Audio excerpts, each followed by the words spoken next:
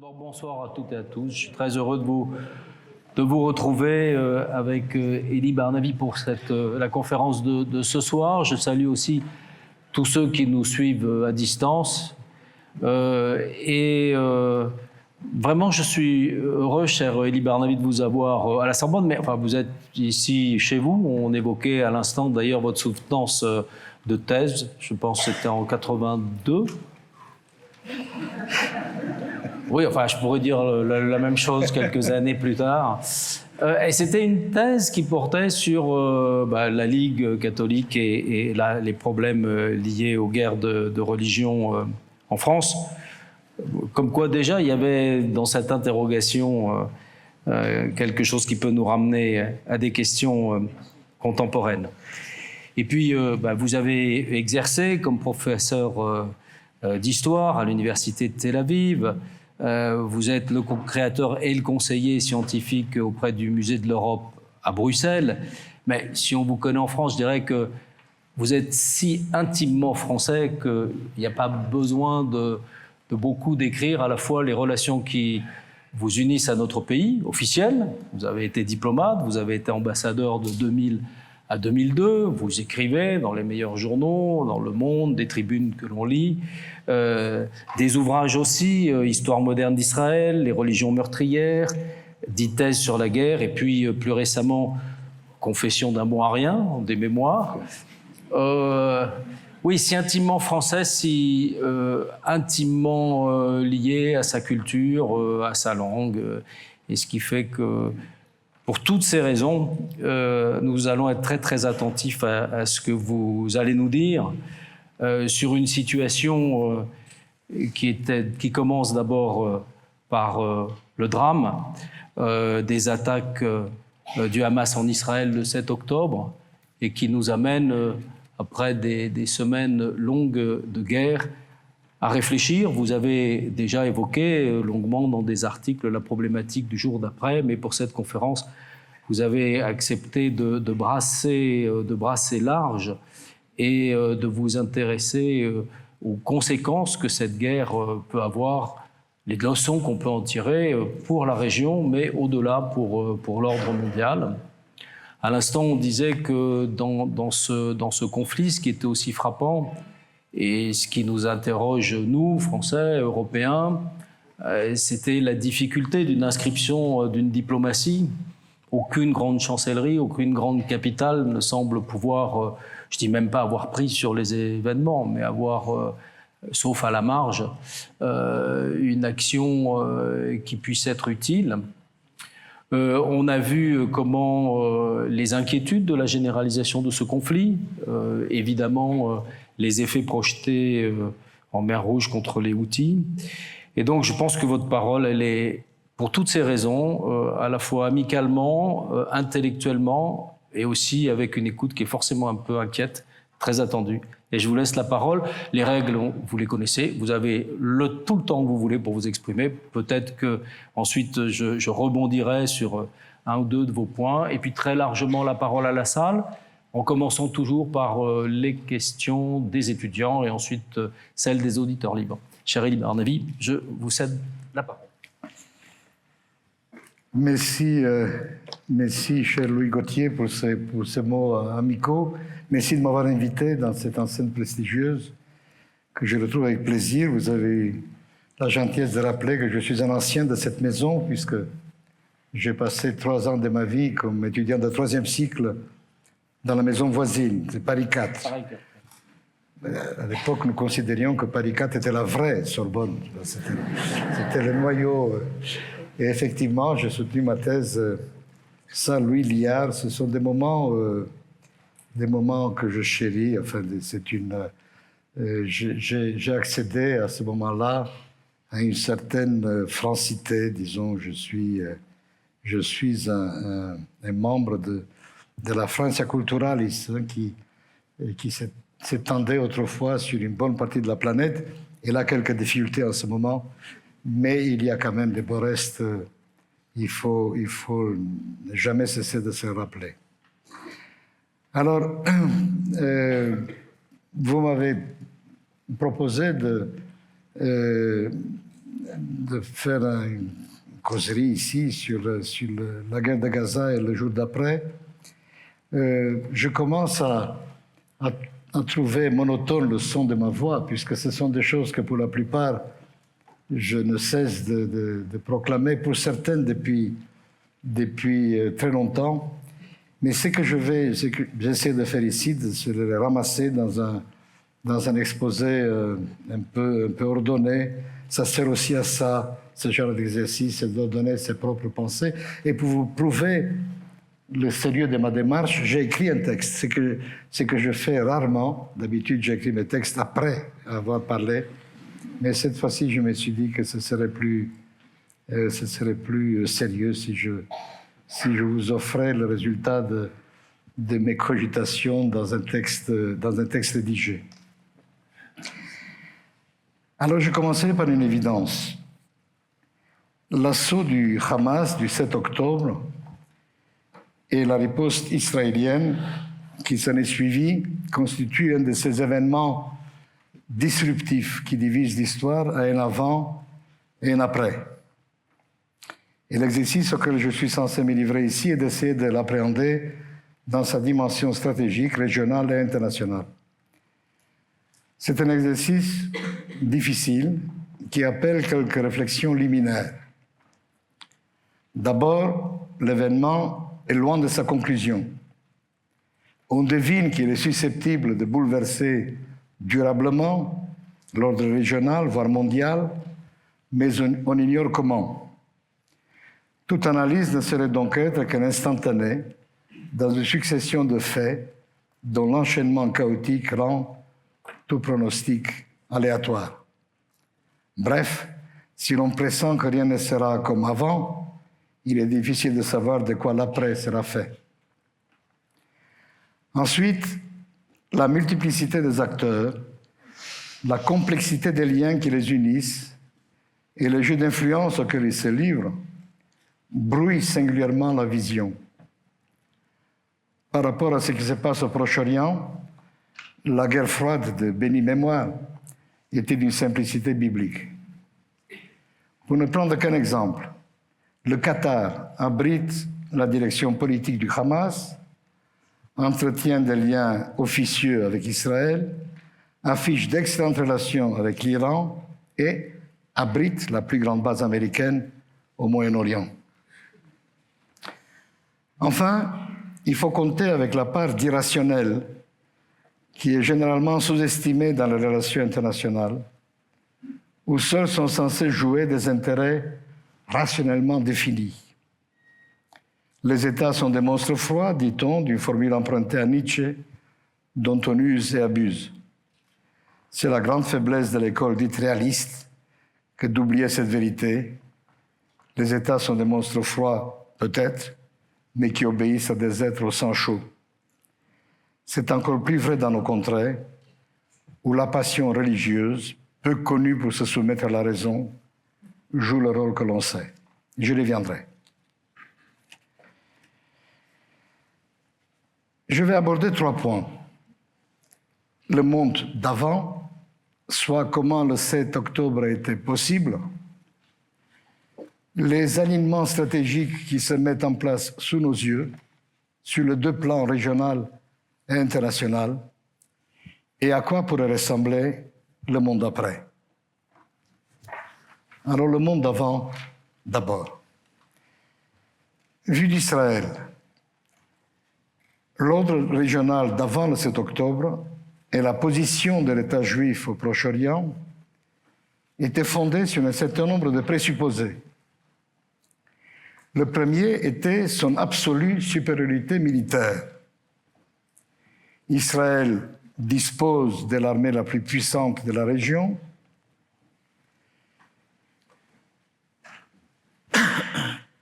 et des services de renseignement parmi les meilleurs au monde. Et s'est doté sur sa frontière avec la bande de Gaza d'une formidable barrière protectrice. Deuxième présupposé, consubstantiel au premier, Israël est seul garant de sa propre sécurité et en détermine souverainement les modalités. En vertu de ce principe, les responsables israéliens, civils et militaires, ont toujours été réticents à l'idée d'intégrer une alliance militaire susceptible de limiter leur marge de manœuvre. Troisième présupposé, Israël est une villa dans la jungle. C'est à Ehud Barak que nous devons cette belle image. Ce qui en fait à la fois un allié privilégié de l'Occident et un objet d'envie pour son environnement. Autrement dit, c'est un État démocratique, puissant et prospère, entouré d'autocraties plus ou moins faillies. Quatrième présupposé, les Palestiniens ont disparu des radars du monde, en général, et du monde arabo-musulman en particulier. La preuve, les accords d'Abraham hier, la normalisation avec l'Arabie saoudite demain. Binyamin Netanyahu était en train de gagner son pari, faire la paix avec le monde arabe, tout en ignorant le problème palestinien. C'est cet échafaudage conceptuel qui s'est effondré le 7 octobre. Et de ces ruines a surgi une réalité bien plus complexe et infiniment moins confortable. La puissance militaire d'Israël est un fait, mais c'était oublier les enseignements d'un autre mois d'octobre, celui de la guerre du Kippour de 1973.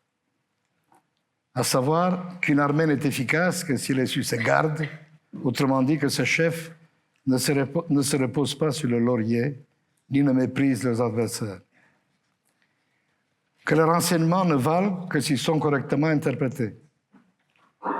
Et que l'histoire des nations, y compris la nôtre, fourmille de barrages infranchissables qui ont pourtant été franchis.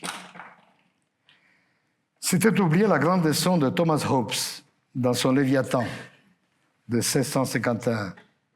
Dans l'état de nature, qui est le nôtre, hélas, nul n'est trop faible pour n'être point capable de tuer le plus fort. C'était oublier surtout à quel point nous sommes dépendants des arsenaux américains. C'est une vieille histoire.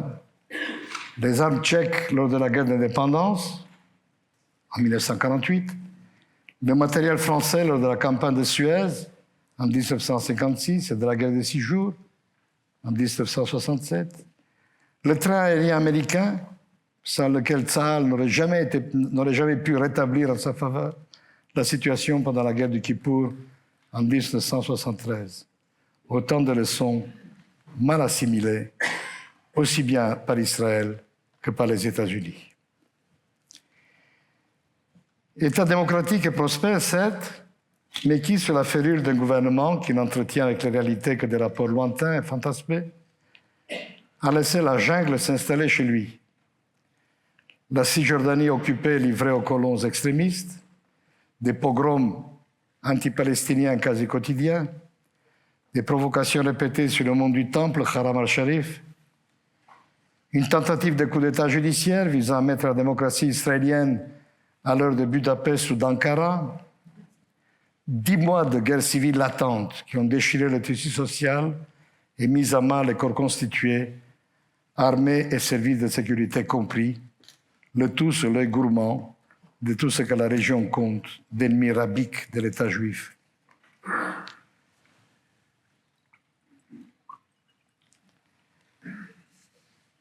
Quant à l'enterrement de première classe de la question palestinienne, accord d'Abraham nonobstant, le peuple palestinien était toujours là, le feu couvait sous la cendre, et il était évident qu'un jour il allait s'embraser. À sa manière barbare, le Hamas se chargeait de le rappeler.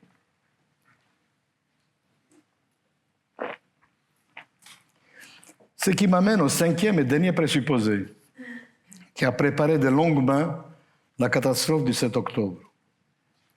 Le Hamas est plutôt un atout pour Israël. C'était le cœur de la stratégie palestinienne de Binyamin Netanyahu. S'assurer que l'organisation terroriste était assez faible pour ne pas mettre Israël en danger et assez forte pour se maintenir au pouvoir. Pourquoi ? Pour que les deux entités palestiniennes, la Cisjordanie et la bande de Gaza, restent séparés et conjurèrent ainsi le spectre de l'État palestinien. D'un côté, une autorité qui ne représente que la moitié du peuple palestinien, de l'autre, une organisation terroriste qui ne reconnaît pas l'État d'Israël. Avec qui étions-nous censés négocier? En vertu de quoi, le gouvernement israélien a encouragé le Qatar à renflouer les caisses du Hamas, à fermer les yeux sur sa montée en puissance militaire et à délivrer des dizaines de milliers de permis de travail aux Gazaouis, des travailleurs dont certains, soit dit en passant, ont soigneusement photographié et cartographié les communautés où les tueurs du Hamas allaient opérer. Or, le Hamas n'est pas un mouvement de libération comme un autre, dont l'objectif est de débarrasser le territoire national d'une puissance jugée étrangère et de la remplacer par une entité indépendante. C'est, comme son nom et sa charte fondatrice l'indiquent, un mouvement religieux. Hamas est l'acronyme de Harakat al-Muqawama al-Islamiyya, mouvement de résistance islamique. Son but n'est pas la création d'un État palestinien aux côtés de l'État d'Israël, mais à la place de l'État d'Israël. En effet, la Palestine n'est pas un territoire disputé entre deux peuples que l'on peut, à la rigueur, partager. C'est un waqf, une dotation islamique inaliénable. Voilà pourquoi la logique du conflit du Hamas contre Israël relève non de la guerre d'indépendance, mais de la guerre de religion. Le caractère sauvage de l'assaut du 7 octobre ne s'explique pas autrement. Comme lors de la Saint-Barthélemy, plutôt que de s'en prendre à un adversaire, il s'agissait d'effacer une souillure. En Occident, où l'on a perdu depuis des siècles le goût et l'habitude des conflits de religion, on a du mal à admettre que des hommes soient prêts à tuer et à se faire tuer au nom de Dieu. Au Proche et au Moyen-Orient, c'est une réalité. Et pourtant, depuis le tournant du millénaire, l'Occident l'a aussi appris à ses dépens. Alors mon deuxième point, les lignes de force aujourd'hui.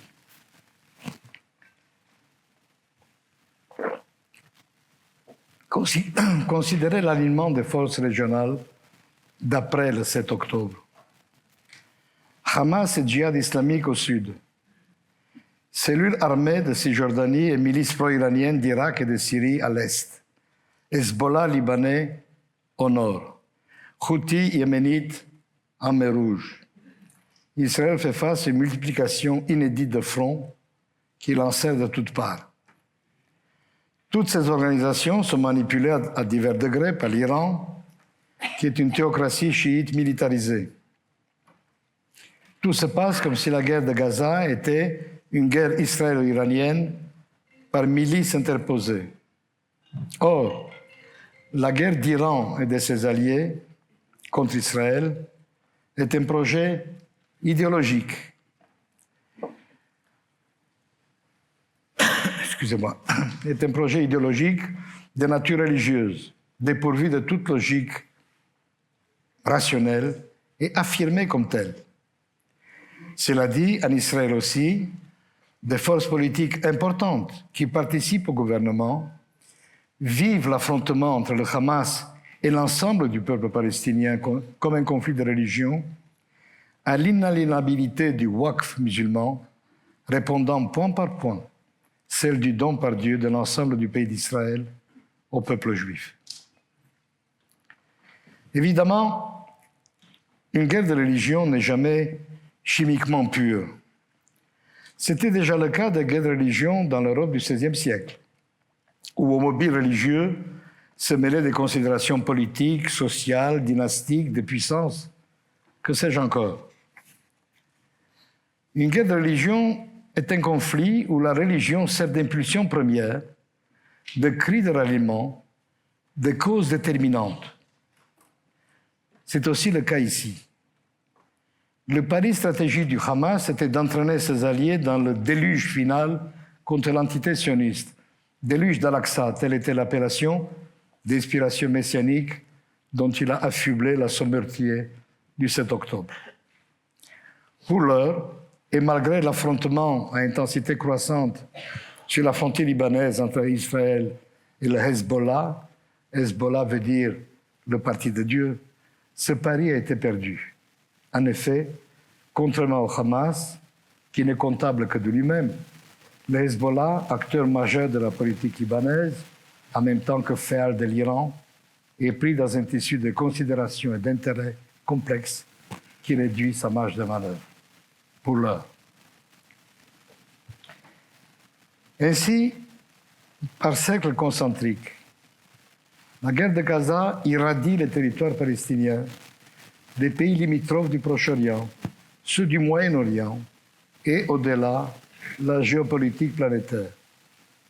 Comme la guerre d'Ukraine, c'est une affaire mondiale. En effet, face à la coalition dirigée depuis Téhéran, se dresse Israël et son allié unique, les États-Unis. Entre les deux s'étend ce que je tentais de décrire ailleurs comme une sorte de marais aux contours flous dont le positionnement par rapport au conflit de Gaza et de ses ramifications dépend d'une foule de considérations disparates, voire contradictoires.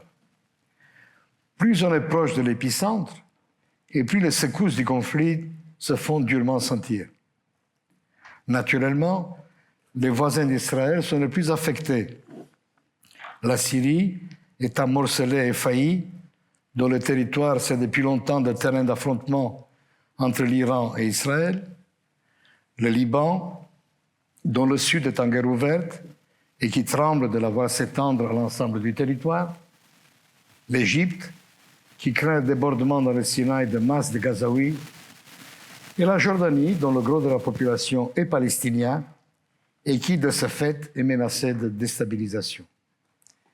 Ces deux derniers, à l'instar des autres pays unis de la région, le deuxième cercle, sont tous, à l'exception du Qatar, hostiles au Hamas et plus ou moins alignés sur Washington. D'ailleurs, ceux qui ont déjà signé des accords de paix avec Israël ne songent pas à les dénoncer. C'est la bonne nouvelle, si vous voulez, de tout cela. Mieux, l'Arabie saoudite, qui était sur le point de s'y résoudre avant la guerre, n'a pas renoncé à la normalisation avec l'État juif après. Seulement, elle a condition désormais à la solution du problème palestinien, ou du moins au début d'un processus censé y conduire. On l'aura remarqué, à l'exception de l'Iran, tous les ennemis d'Israël sont des milices religieuses. Mais les gouvernements sont sensibles à une rue arabe très remontée contre Israël. Le troisième cercle est constitué des puissances de ce qu'il est convenu d'appeler le Sud global, entité gazeuse et fluctuante qu'anime un vieux fond d'anti-américanisme tiers-mondiste et où Israël fait figure de poste avancé de l'Occident. Le procès intenté par l'Afrique du Sud à Israël pour fait de génocide devant la Cour de justice internationale de La Haye illustre à la perfection cette posture. Enfin, on trouve dans ce marais, en surplomb, les deux puissances révisionnistes, la Russie et la Chine, peu connues pour leur mansuétude à l'égard de leur propre population musulmane, mais auxquelles Gaza offre, dans une curieuse alliance avec les islamistes à l'extérieur, une occasion en or de damer le pion à Washington.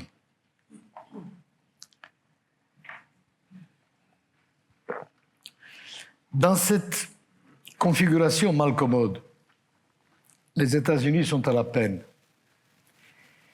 Ils espéraient s'extraire du Proche-Orient, les voici forcés de s'y impliquer de rechef.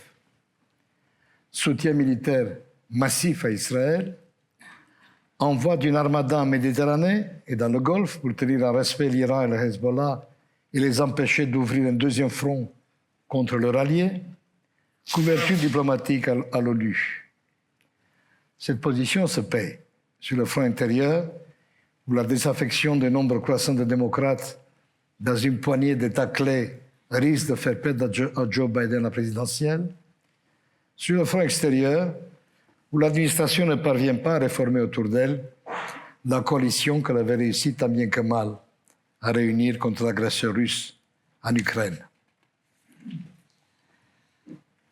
Un exemple suffira. L'affaire des attaques des Houthis contre les lignes de navigation internationales en mer Rouge. C'est sans doute l'aspect le plus insolite et le plus spectaculaire de l'internationalisation de la guerre de Gaza. On sait que les Houthis, une coalition tribale yéménite d'obédience chiite zaïdite,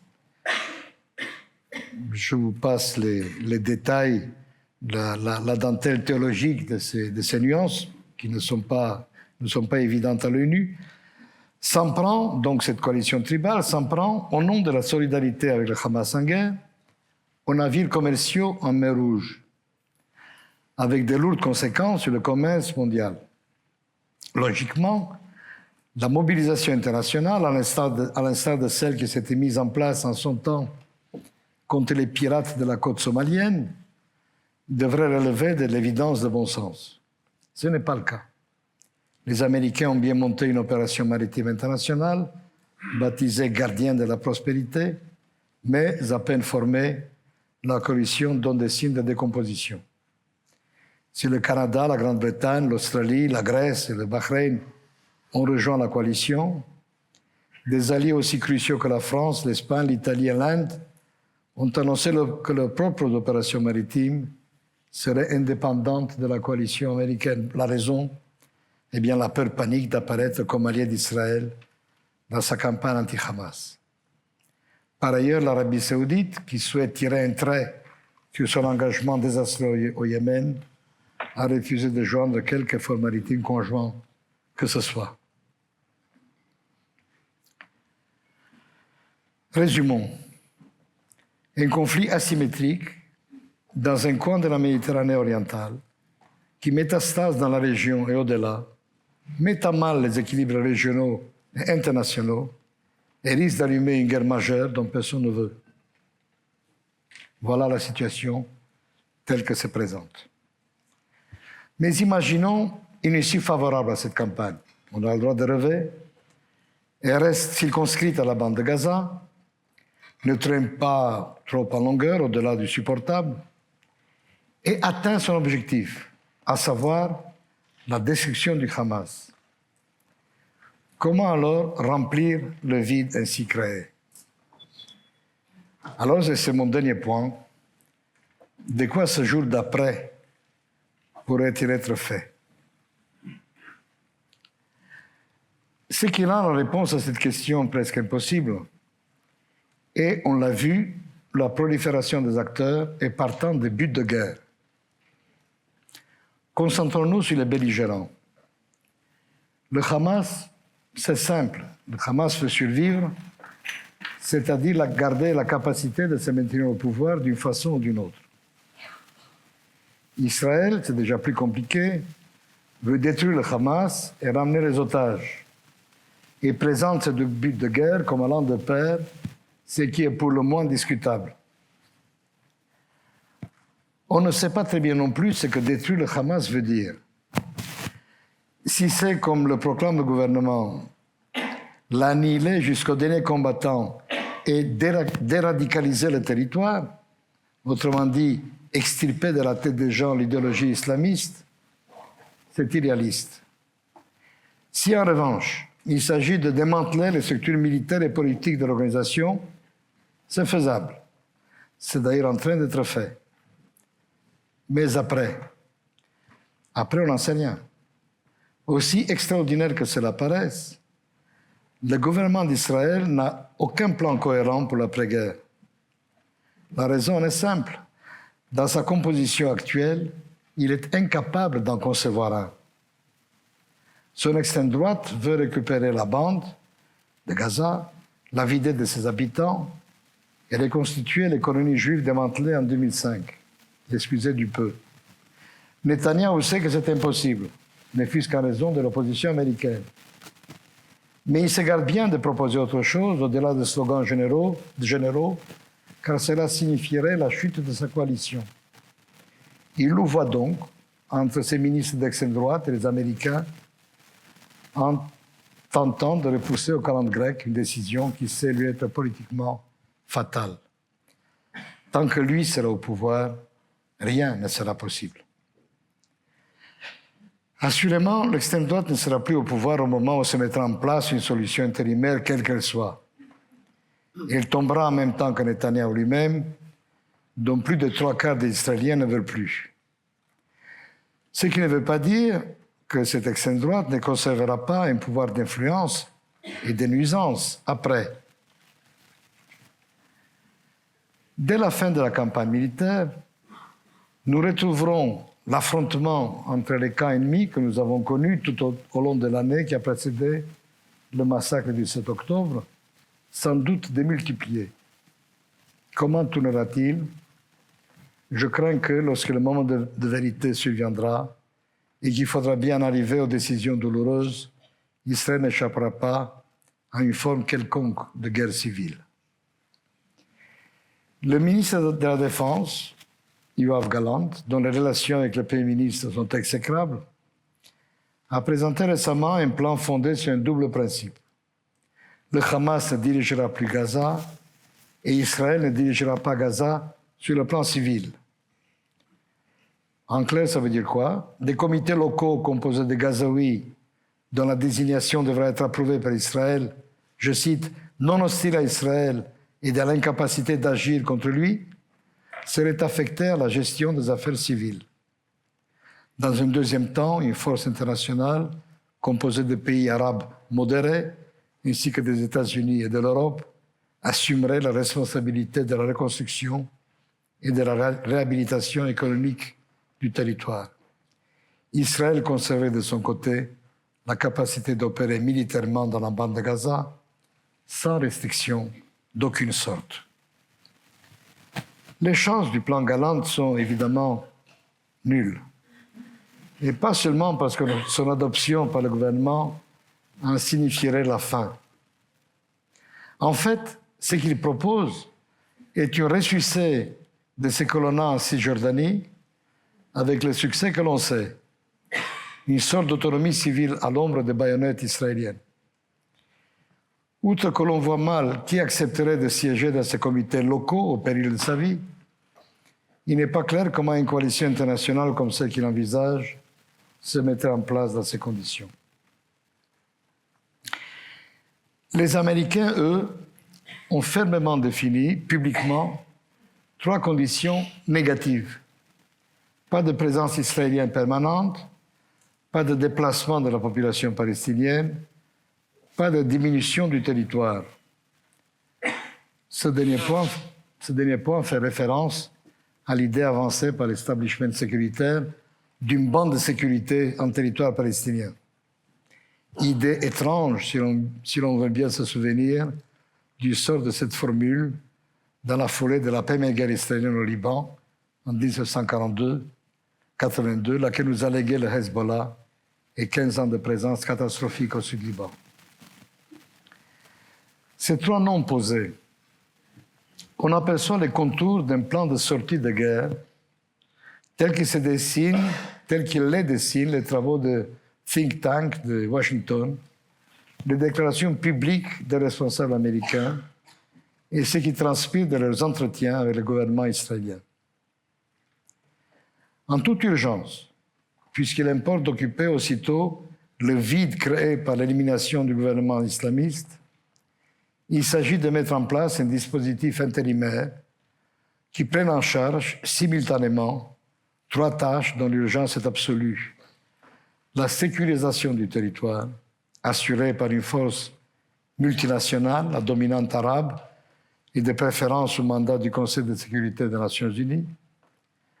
La mise en place d'une administration palestinienne provisoire, sous l'égide de l'autorité de Ramallah, seule entité palestinienne reconnue par le monde entier, Israël compris, et qui paye toujours les fonctionnaires de Gaza pour ne rien faire, et le début de la reconstruction avec l'aide des pays arabes voisins et ceux du Golfe, ainsi que celle de l'Europe, des États-Unis et des organismes financiers internationaux. En même temps, une expression que vous aimez bien dans ce pays, je sais, en même temps, il faut offrir aux Palestiniens et un horizon diplomatique, autrement dit, remettre sur les rails un processus significatif, autrement dit, imposer aux parties des règlements du conflit israélo-palestinien. Pour aboutir à quoi? Eh bien, à un État palestinien souverain aux côtés de l'État d'Israël.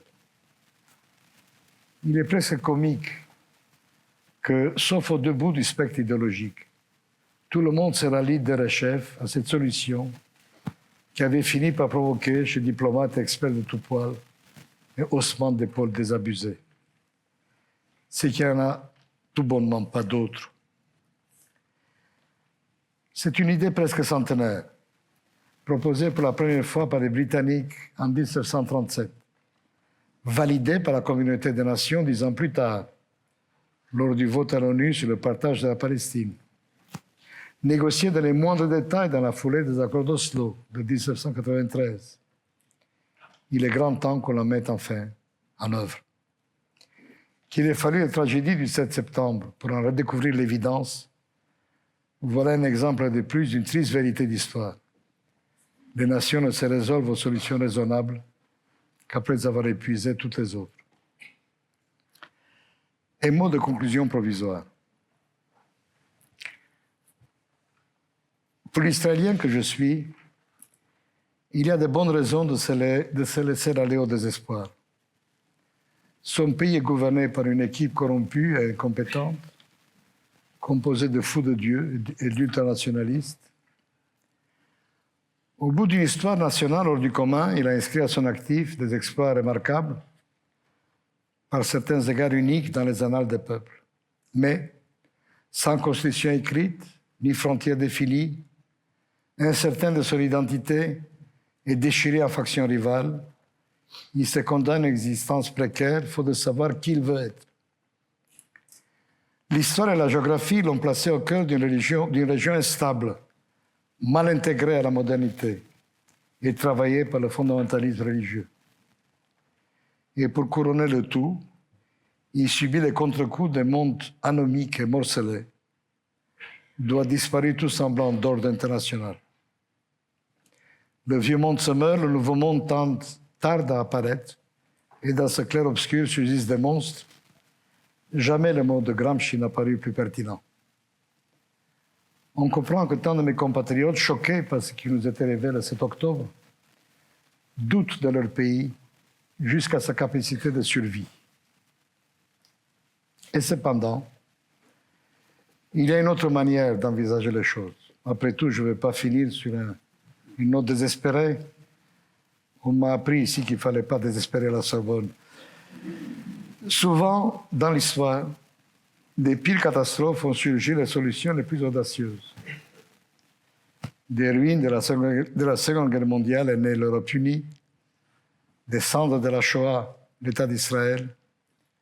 Pourquoi, du saccage des communautés israéliennes et de la bande de Gaza, n'émergerait pas enfin la solution à la sempiternelle question palestinienne? Merci beaucoup.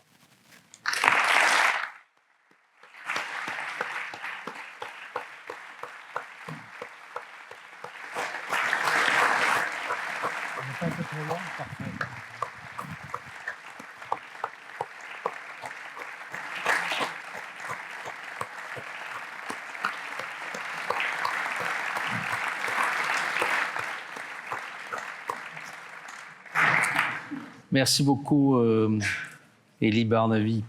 Oui, on peut dire aussi que c'est au crépuscule que la chouette de la sagesse prend son envol. En paraphrasant, on peut dire beaucoup de choses. Moi, je dirais que sur votre conclusion, sans institutions, sans frontières, sans projet politique, j'ai presque pensé à l'Europe à quelques mois d'élection. Mais bon, sur des histoires qui sont profondément différentes. Je voudrais revenir juste.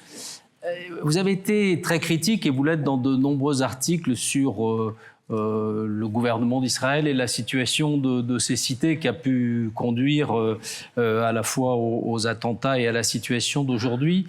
C'est vrai que il y a eu une surprise stratégique, parce que d'une certaine manière, depuis 2014, avant l'opération Pont Durci, toute une série d'opérations ont donné l'impression qu'Israël assurait sa propre gendarmerie de son environnement. Certains parlaient d'écourter la pelouse, ou ça repoussait, mais tondre la pelouse. Tondre la pelouse. Oui. Mais première question, c'est qu'est-ce qui peut expliquer, y compris dans les appareils de renseignement, l'armée qui a eu tout d'un coup une absence de vigilance. Elle est dans beaucoup de situations historiques comme ça, parce qu'on peut se dire la même chose sur le 11 septembre, il y a des surprises stratégiques, il y a des moments, mais quand même, là, il y a, dans votre critique, il y a, si vous pouvez revenir sur ce point. La deuxième, c'est évidemment, d'une certaine manière, le Hamas, en procédant ainsi, ne donnait pas d'autre solution à Israël que de répliquer de la manière dont Israël a répliqué, parce que d'une certaine manière, mais en même temps, il mettait Israël dans une voie qui peut être militairement sans issue s'il n'y a pas une issue politique. Et donc, c'est toujours la difficulté, surtout quand on est entraîné dans une voie qu'on n'a pas choisie, d'essayer de construire par les armes la solution politique. Et on sait très bien que les armes peuvent produire des conditions, mais jamais la solution elle-même. Ce qui renvoie quand même au fait que, en tout cas, dans cette première passe, le Hamas a réussi deux choses. Vous l'avez dit, la mise, entre parenthèses, des accords d'Abraham ou d'un mouvement qui conduisait Israël à normaliser sa position comme acteur régional face à l'Iran. Alors, ça ne change rien, parce que la posture face à l'Iran et les intérêts que d'autres pays ont, Arabie Saoudite, etc., font que les États remettent sous la table les accords, mais finalement, les conditions restent les mêmes, sauf qu'il y a un facteur d'empêchement. Et puis, il y a eu le rétablissement de l'idée qui avait disparu d'un État palestinien comme la solution à la crise. Mais à chaque fois, on revient quand même, mais quelle viabilité à cet État palestinien? Parce que si on n'a pas, malgré quand même beaucoup d'occasions qui ont permis de chercher cette voie, si on ne l'a pas trouvée, c'est qu'il y a évidemment des obstacles du côté d'Israël, mais aussi des obstacles géographiques, des obstacles profonds chez les Palestiniens eux-mêmes, chez d'autres pays qui ne regardent pas forcément d'un bon œil ce que pourrait conduire un État palestinien. Donc la question de la viabilité qu'on a trouvée à plusieurs moments, comment aujourd'hui, évidemment, on peut dire à cause du drame, à cause de ce qui est passé, à cause de ce qu'il faut réparer d'inacceptable, ça peut le produire. Sauf qu'après, comment on le produit vraiment? Est-ce qu'un État est vraiment viable? J'en ai fini de mes interrogations, parce qu'après, je passerai la parole à la salle. Mais si on peut, sur ce point, échanger sur ces sujets. La première question est beaucoup plus facile que la seconde, évidemment. Parce que, évidemment, je n'ai pas vu arriver le 7 octobre. Ce serait stupide de l'affirmer. Mais je sentais une catastrophe arriver. C'était normal que à force de maintenir le Hamas au pouvoir, de brosser les dents au monstre, il allait finir par mordre. C'était évident. Moi, d'ailleurs, j'ai des preuves écrites, j'étais partisan d'écraser le Hamas dès le moment où il est arrivé au pouvoir, en 2007, quand il a expulsé le Fatah, en disant quelque chose de très simple: on ne peut pas vivre avec un voisin pareil. Alors, vous achetez une maison, et puis un voisin arrive et il vous dit tout simplement: je vais commencer par violer votre femme, après je vais massacrer vos enfants, et après ce sera votre tour. Bon, il y a un problème. Or, on a fait comme si c'était parfait. Pourquoi on a fait comme si c'était parfait? Parce qu'on pensait pouvoir le manipuler. C'est le crime de Netanyahou, et Dieu sait s'il y a une liste longue. C'est vraiment sans doute ce que le dirigeant d'Israël et du peuple juif le pire depuis l'Antiquité. Mais sur ce plan précis, la stratégie régionale, il a fabriqué le Hamas. en lui permettant de se renforcer. Enfin, je l'ai dit un peu vite, mais c'est exactement ça qu'il a fait. Et donc, en même temps, il était persuadé que le Hamas était, comme on disait, il était comment disait-il, Mourta, comment se dit-on déjà en français? Hein? Il était? Non, pas moutard. Mourta, c'est-à-dire il était dissuadé. Voilà, dissuadé, c'est ça le mot. Quand on lui tape dessus, périodiquement, on le fait de telle manière qu'il ne veut pas vraiment se relever. Or, on savait qu'il faisait des choses. On savait que depuis 2014, on sait qu'il y a un réseau de tunnels. On ne savait pas à quel point. Ils ont réussi, en fait, à créer la forteresse la plus formidable de l'histoire. C'est extraordinaire, la bande de Gaza. Il faut se rendre compte de ce que c'est. C'est une bande de moins de 400 km², fortifiée de telle manière que chaque maison est une forteresse à conquérir. Ce n'est pas pour rien qu'il y a autant de destruction. Imaginez un gruyère de plus de 700 km de tunnels fortifiés. C'est ça, Gaza. Alors, on a laissé faire ça, en se disant, ils n'oseront pas. Et c'est là qu'intervient le deuxième élément d'explication. C'est que les Grecs appelaient hubris. Nous sommes formidables. Nous avons résolu le problème de tunnels puisque nous avons construit cette barrière de sécurité qui non seulement elle est en hauteur, mais elle est aussi sous terre. Ça a coûté des centaines de millions, cette histoire. En se disant, maintenant, c'est fini. Sans se rendre compte qu'il suffisait d'arriver, de pousser cette barrière avec des tracteurs et puis de venir par-dessus, enfin, tout ce qu'ils ont fait. Or, on savait qu'il y avait un plan comme ça. On le sait depuis 2014. Netanyahou lui-même a décrit en 2014 exactement ce qui allait se passer en 2023. Il l'a décrit lui-même. On savait. On s'est dit, ils n'oseront pas.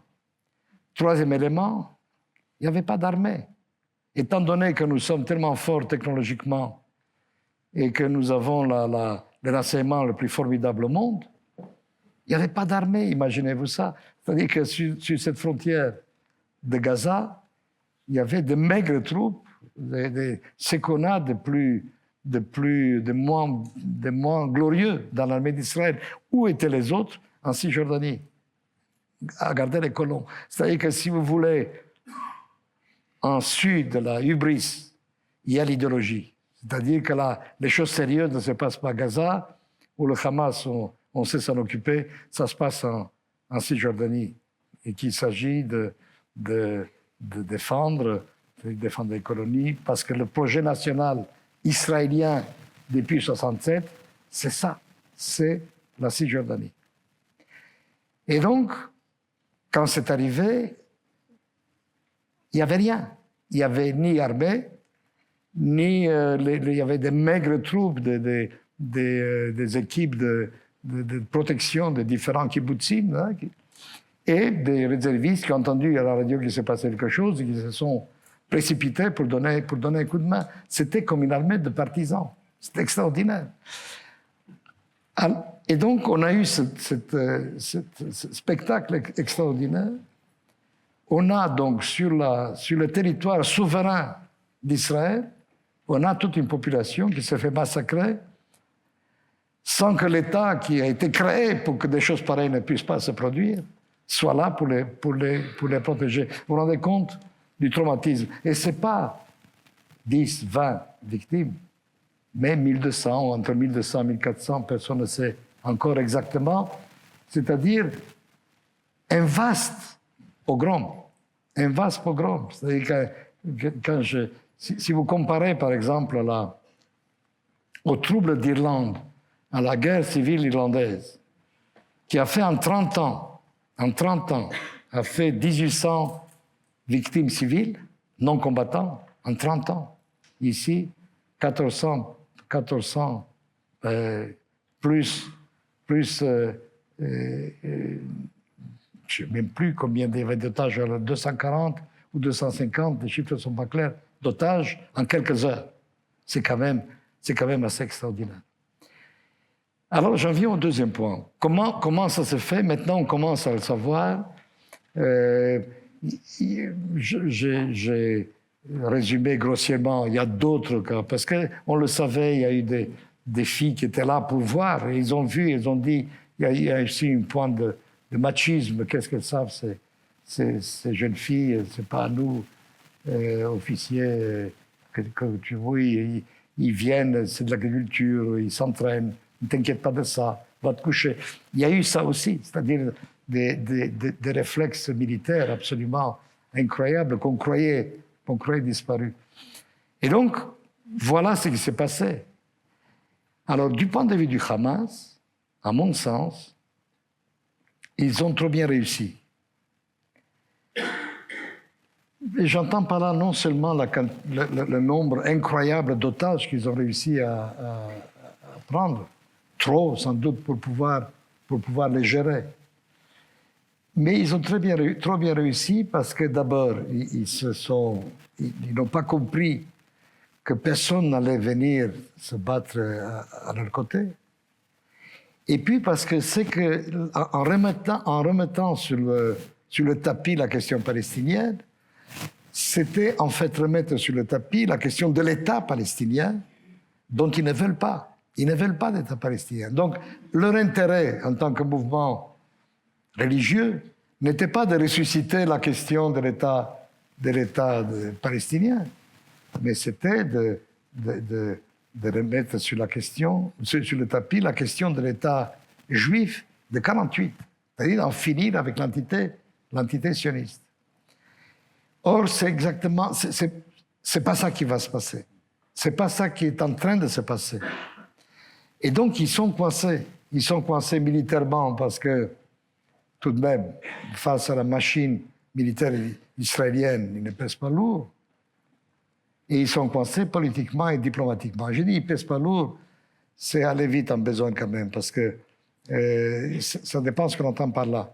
C'est-à-dire, dans ce type de guerre asymétrique, il suffit qu'ils survivent un jour de plus, ils ont gagné la guerre.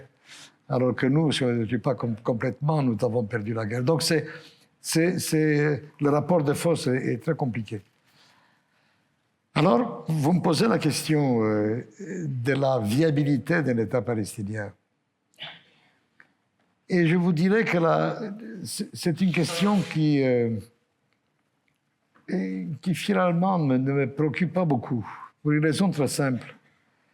C'est que c'est comme la vie, si vous voulez. C'est pas terrible la vie, mais on ne voit pas l'alternative. Il n'y a pas d'alternative à l'État palestinien. Tout bêtement. C'est-à-dire, les possibilités sont quoi? Ou bien on garde tous les territoires et on a à terme un État binational dont personne ne veut et qui est de toute façon une recette de guerre civile immédiate. Ou on a un État d'apartheid, cette fois assumé, clair, dont personne ne veut non plus, et qui est aussi une recette de guerre civile. Donc la seule possibilité, depuis que la Jordanie s'est dégagée de la Cisjordanie, c'est un État palestinien. Alors, est-ce qu'il est viable? Ça dépend beaucoup de vous. Ça dépend de la communauté internationale, ça dépend des moyens qu'on va y mettre, ça dépend des conditions qui seront imposées aux partis, ça dépend aussi beaucoup de nous. Il n'y a pas de raison a priori qu'il ne soit pas viable. Ce n'est pas idéal. 2 morceaux qui sont séparés par le territoire souverain d'Israël. Toutes les objections sont valables. Mais encore une fois, je ne vois pas d'alternative. Et ce qu'on appelle, par antiphrase sans doute, la communauté internationale, ne voit pas d'alternative non plus. Cette fois, je crois que c'est fini. Il faudra bien y arriver parce que il n'y a pas d'alternative. Sinon, c'est la guerre permanente. Et donc, c'est une question qui est souvent posée.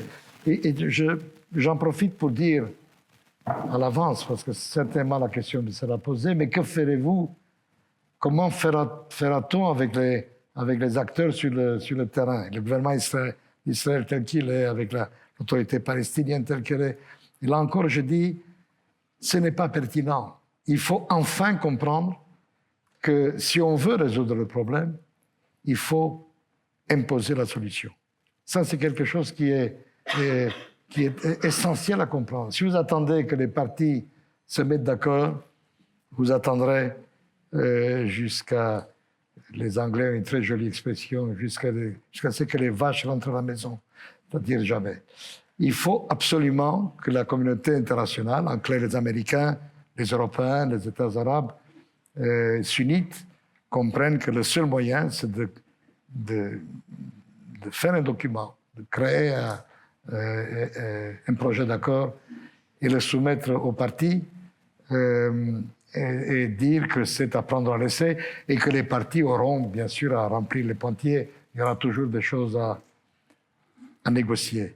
Mais il faut surtout sortir de la posture, de l'illusion que l'on pourra se retirer et laisser les partis négocier tout seuls un accord de paix. Cela ne se fera jamais. Merci beaucoup. Je vais prendre les premières séries de questions. Monsieur, dans l'ordre. D'abord les étudiants, monsieur.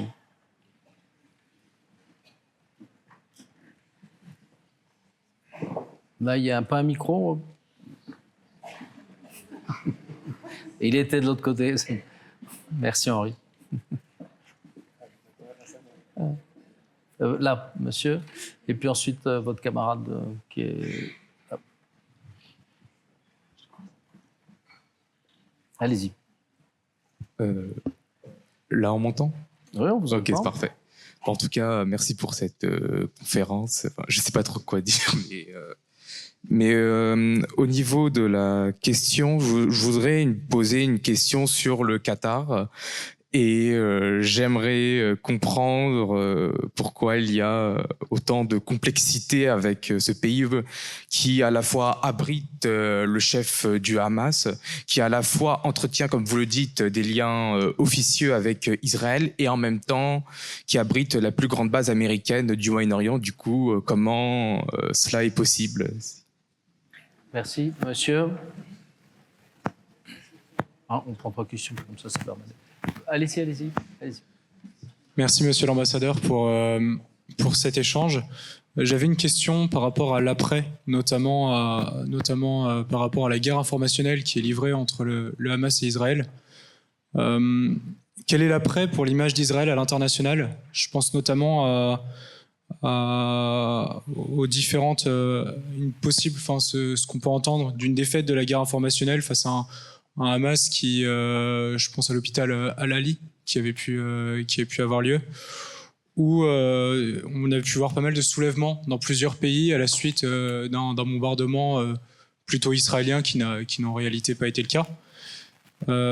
Et comment Israël compte gérer cette dimension-là, notamment dans une logique on parlait tout à l'heure de guerre asymétrique, donc de cette conquête des cœurs et des esprits aussi à l'international. Merci. Il y a une question tout là-haut, je crois. Et puis on laissera répondre Elie Barnavi. Merci. Merci beaucoup pour votre intervention, monsieur l'ambassadeur. Vous avez appelé de vos souhaits, évidemment, comme beaucoup d'entre nous, j'imagine, une solution à 2 États. Cependant, est-ce que vous ne pensez pas que, in fine, du fait des réactions des différents acteurs internationaux, que ce soit les partenaires des États-Unis, d'Israël, comme les rivaux, notamment l'Iran et le Liban, est-ce qu'au final, ces événements n'auront pas, en pratique, rendu plus difficile la constitution d'un État palestinien, dans la mesure où, à Gaza, on se dirige vers un état de siège qui, étant donné qu'il est motivé par un but difficilement réalisable, semble d'une durée indéterminée. Et en Cisjordanie, on a peut-être un risque d'amalgame grandissant et d'un soutien encore plus massif de la population d'Israël aux colons. Donc je voudrais savoir ce que vous en pensez. Merci. Merci. On prend 3 par 3. Volontiers. Alors, le Qatar est un objet diplomatique mal identifié. C'est extraordinaire. Vous savez qu'il y a quelques centaines de milliers de citoyens qataris. C'est une toute petite nation qui est assise sur des réserves d'hydrocarbures absolument gigantesques et qui a décidé de se servir de ces réserves pour jouer dans la cour des grands. Et il y parvient très bien. C'est assez extraordinaire, puisqu'il arrive à se rendre indispensable. Alors pour Israël, c'est un gros problème parce que sans le Qatar, le Hamas n'existerait pas pratiquement. Mais en même temps, sans le Qatar aujourd'hui, on aurait beaucoup de mal à récupérer les otages. Le Qatar joue un rôle important et positif dans la tentative de libération des otages. Et en même temps, le Qatar a payé le Hamas sur les injonctions israéliennes. Ça aussi, il faut le savoir. C'est une situation tout à fait extraordinaire. En 2018, par exemple, à un moment où le Qatar a décidé d'arrêter les frais, de ne plus payer, pour des raisons diverses, eh bien, Netanyahou a envoyé une délégation de haut niveau, dont le chef du Mossad, pour inciter, supplier le Qatar de continuer à payer le Hamas. On vit au Proche-Orient, il faut le savoir, c'est l'histoire, c'est toujours l'histoire du scorpion et de la grenouille qui est. Et donc, Netanyahou maintenant est en train de taper sur le Qatar, notamment dans une rencontre avec des familles des otages. Il le fait exprès, de manière à rendre la libération des otages difficile pour pouvoir continuer la guerre. Donc le Qatar, qui lui a servi de financier de son allié caché, du Hamas, lui sert maintenant d'allié pour continuer la guerre. Donc, tout le monde a besoin du Hamas. Tout le monde a besoin du Qatar. Et donc c'est une question à laquelle il est très difficile de répondre. Je veux dire, là, moi je n'ai aucune sympathie particulière pour le Qatar, mais je dois reconnaître à la famille régnante une habileté diabolique, vraiment. Et la manière dont ils ont su, alors qu'ils ne sont rien. Vraiment, je ne sais pas si vous êtes allé là-bas, c'est un puits de pétrole et de gaz dans le désert. Mais ils ont su se rendre importants, indispensables. Et le président Biden ne s'arrête pas de chanter les louanges du Qatar. C'est un phénomène sur lequel il faudra encore se pencher beaucoup, parce que c'est un cas d'école diplomatique extrêmement intéressant. Alors, vous posez la question de la communication d'Israël. Je dois dire que moi, j'ai beaucoup réfléchi à ça, ne fût-ce que parce que j'étais pendant un moment ambassadeur de mon pays ici, à un autre moment qui n'était pas simple, celui de la deuxième intifada. Et la question de la diplomatie publique, comme on appelle ça, était une question brûlante. Et je suis arrivé à quelques conclusions très personnelles. D'abord que la communication ne sert pas à grand-chose. Il faut en faire parce que tout le monde s'attend à ce qu'on en fasse. Mais il n'y a de bonne communication qu'une bonne politique. Et dans une guerre asymétrique, quoi que vous fassiez, vous êtes parti perdant. Vous ne pouvez pas faire la guerre à Gaza dans cet environnement épouvantable, dans l'une des régions les plus denses au monde, les plus miséreuses au monde, avec une armée sophistiquée, pour déloger des mouvements terroristes qui est enterré profondément dans la terre. Vous ne pouvez pas faire une guerre de ce type sans dommages collatéraux, beaucoup, et sans que dans le monde vous apparaissiez comme le bourreau. Ajoutez à cela que les Palestiniens, depuis longtemps, remplacer d'autres figures de l'opprimé absolu mondial, et vous voyez dans quelle situation on se trouve. Et par-dessus tout, on a un gouvernement qui ne suscite pas vraiment la sympathie. C'est-à-dire un gouvernement que j'ai essayé de décrire tout à l'heure et qui révulse, n'est-ce pas? Et donc c'est pour ça que c'est tellement compliqué, même quand on a raison. L'affaire de l'hôpital que vous évoquiez est exemplaire de ce point de vue-là. Les hôpitaux sont truffés de tunnels, de points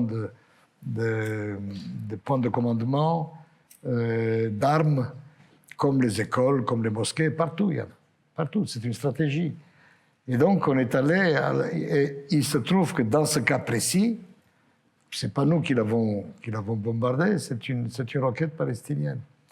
Et on a dit, on ne va pas le dire tout de suite. On va d'abord vraiment comprendre ce qui s'est passé. Et on a passé un jour ou deux, je ne me souviens plus, les services du porte-parole de l'armée pour vraiment comprendre et apporter les preuves. C'est trop tard à ce moment-là. Le mal est fait. Pourquoi? Parce qu'on veut que ce soit Israël. C'est un mécanisme qu'on peut trouver diabolique, mais auquel nous ne pouvons pas échapper. Si on veut se consoler, pour nous, Israéliens, ça ne durera pas. C'est-à-dire, si on parvient à une solution, la mémoire des gens est courte dans tous les sens. Et ça finira par s'apaiser comme toute chose. Comme toute chose. En attendant, évidemment, c'est pénible. On vit des moments très difficiles. Les campus américains, mais pas seulement américains, sont devenus des foyers pro-Hamas, c'est tout de même assez extraordinaire. Il y a aux États-Unis un mouvement gay pro-Hamas. Il faut savoir. Les gays dans la bande de Gaza, on les jette dans des immeubles. Il faut savoir ce que ça veut dire, c'est-à-dire l'absurdité dans laquelle nous vivons. Des jeunes qui crient Free Palestine from the river to the sea. Vous leur demandez, mais quelle river, quel sea? Ils ne savent pas, parce qu'ils ne savent pas où ça se trouve. C'est-à-dire, on vit dans un monde écervelé, ignare, qui ne sait rien, qui s'informe, soi-disant, sur les réseaux sociaux, et qui se positionne par rapport à des sentiments, de ce que leur disent les tripes à ce moment-là, et des idées préconçues de ce qu'est la justice. Et donc, contre ça, c'est extrêmement difficile à lutter, surtout, encore une fois, quand vous avez un gouvernement qui n'est pas présentable et des ministres qui disent vraiment n'importe quoi. Mais bon, c'est ainsi. C'est ainsi. Et j'espère que le temps fera son œuvre ici comme dans tout malheur humain. La question sur l'État palestinien, je ne suis pas sûr d'avoir bien compris la question. On dit qu'il y avait deux dynamiques, une en Cisjordanie et une à Gaza, qui automatiquement allaient à l'encontre de la réunification. Alors, il y a deux dynamiques parce que nous avons décidé qu'il y aurait deux dynamiques. C'est-à-dire c'est une politique israélienne. Nous avons tout fait pour maintenir cette séparation. Et n'est pas inscrite dans l'histoire du peuple palestinien. Et le Hamas, si on arrive à démanteler le Hamas, et si, comme je l'espère, l'autorité palestinienne, aussi discréditée soit-elle, revient dans la bande de Gaza, je vous rappelle que le premier endroit où Yasser Arafat est venu en Palestine après Oslo, c'était à Gaza. Et ce n'est qu'après qu'il est allé à Ramallah. Donc, l'unité des deux tronçons du peuple palestinien, c'est quelque chose que l'on peut refaire. Il y a deux dynamiques, parce que nous avons décidé qu'il y aurait deux dynamiques contraires. Le vrai problème, c'est que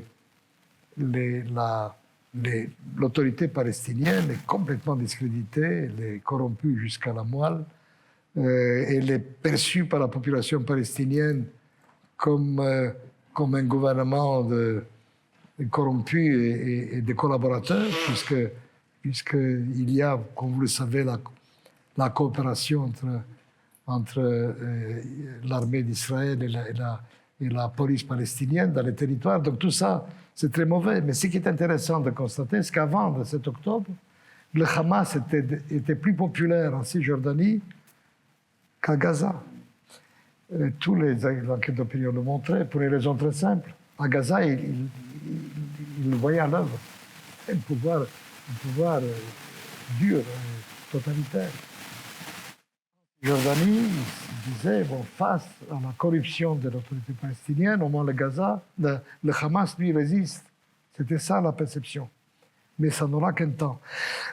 Donc, voilà, c'est-à-dire ce ne sera pas une partie de plaisir, ça non plus, l'État palestinien.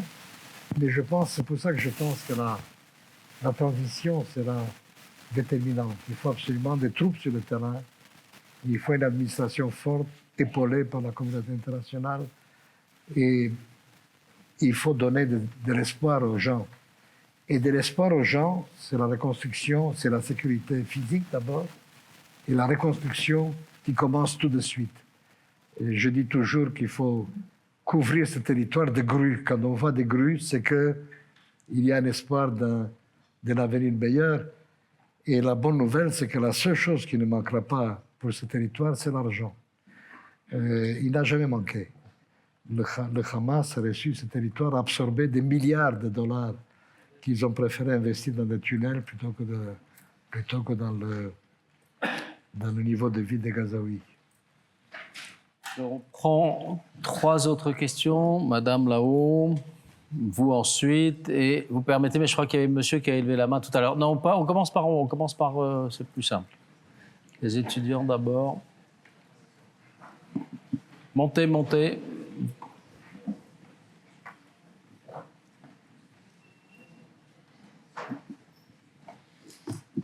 Bonsoir, Monsieur l'ambassadeur, pour votre présentation. Donc, juriste et doctorante à l'Université de Paris 1. Vous avez parlé, bien sûr, d'un contentieux religieux, mais vous n'avez pas parlé d'un contentieux d'occupation. Donc, je peux remonter jusqu'à la déclaration de Balfour, aussi de convention Sykes-Picot.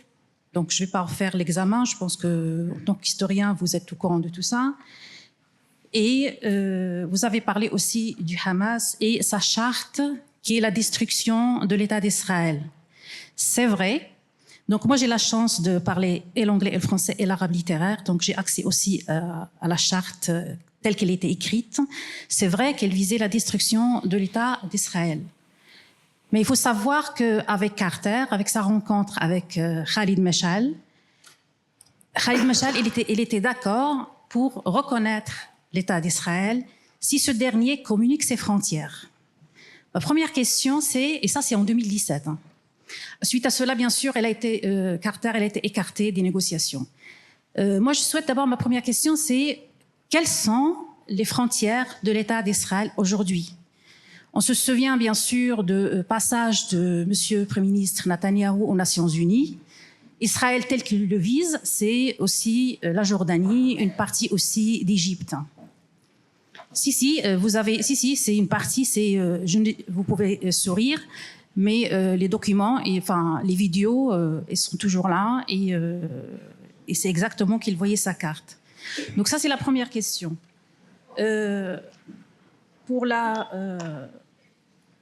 Pour une autre question aussi, qu'est-ce qui empêche, c'est important, qu'est-ce qui empêche aujourd'hui la création d'un État palestinien? On parle toujours de négociations. À long terme, ça fait des décennies qu'on dit aux Palestiniens, vous aurez un État palestinien. Vous avez parlé que les États arabes alentours, ils doivent peut-être rédiger ou convoquer, rédiger un projet. Mais il y a déjà les résolutions des Nations Unies. Et sous les frontières de 60, on peut créer un État palestinien en respectant les résolutions des Nations Unies dans les frontières de 1967. Qu'est-ce qui empêche aujourd'hui l'État d'Israël de convoquer une conférence internationale pour la création d'un État palestinien dans les frontières de 1967? Voilà, merci beaucoup. Merci beaucoup. Donc il y a une question là, et ensuite monsieur en bas. Je vous en prie. Ici. Bonjour, donc je suis étudiante en CPGE et en droit. Donc j'avais une question. À l'ère des réseaux sociaux et de l'information instantanée, la jeunesse internationale a pu assister à une succession d'événements en vidéo, comme le relâchement de phosphore blanc sur la bande de Gaza, le bombardement d'hôpitaux et d'universités palestiniennes, la destruction d'églises et de mosquées sur la bande de Gaza, ainsi que des vidéos qui circulent sur Twitter où on peut assister au viol de jeunes otages palestiniens par les soldats de l'IDF. Israël, aujourd'hui, est en train de perdre la guerre médiatique, surtout à l'égard de la jeunesse.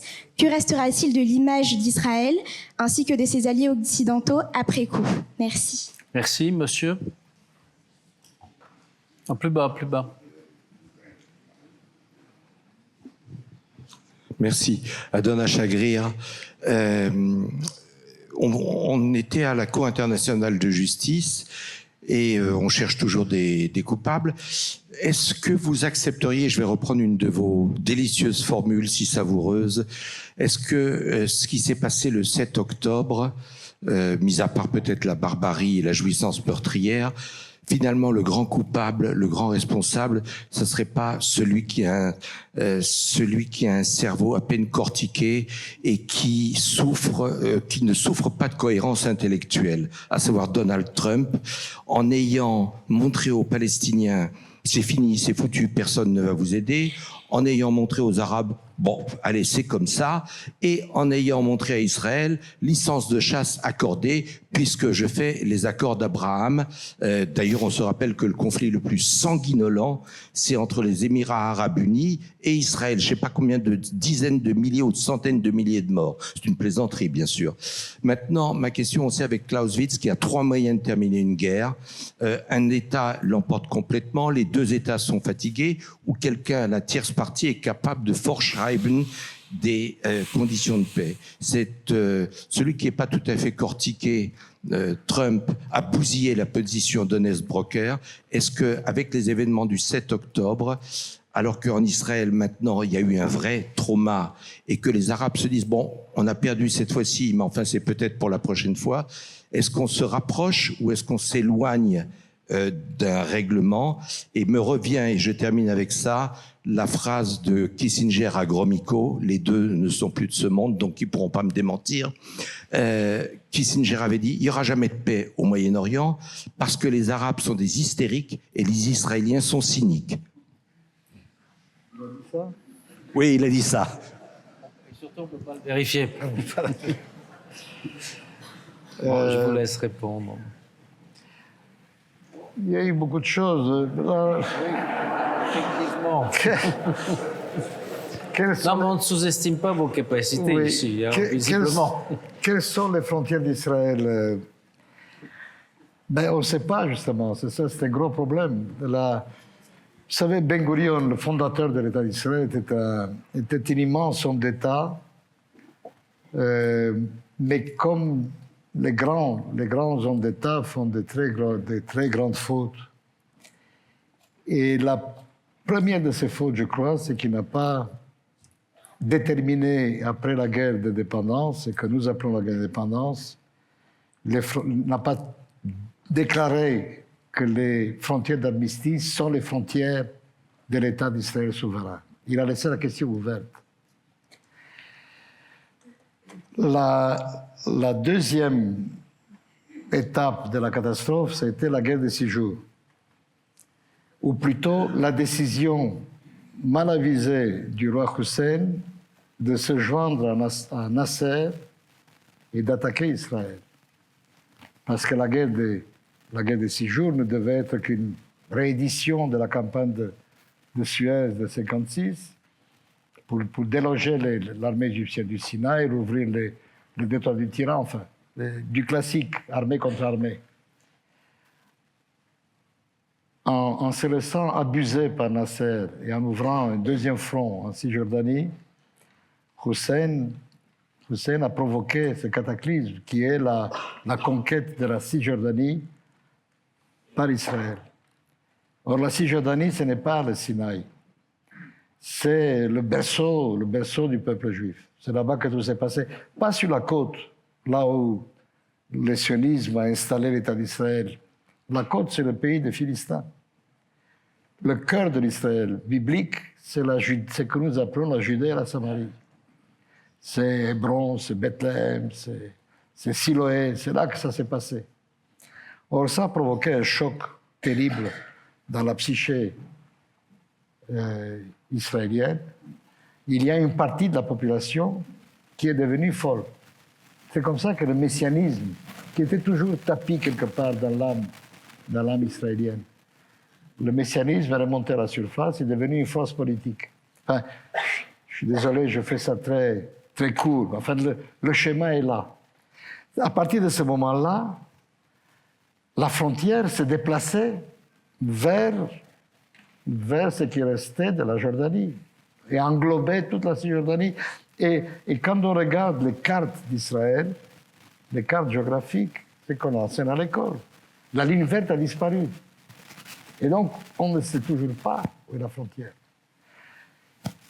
Alors, vous connaissez les péripéties politiques et militaires comme moi.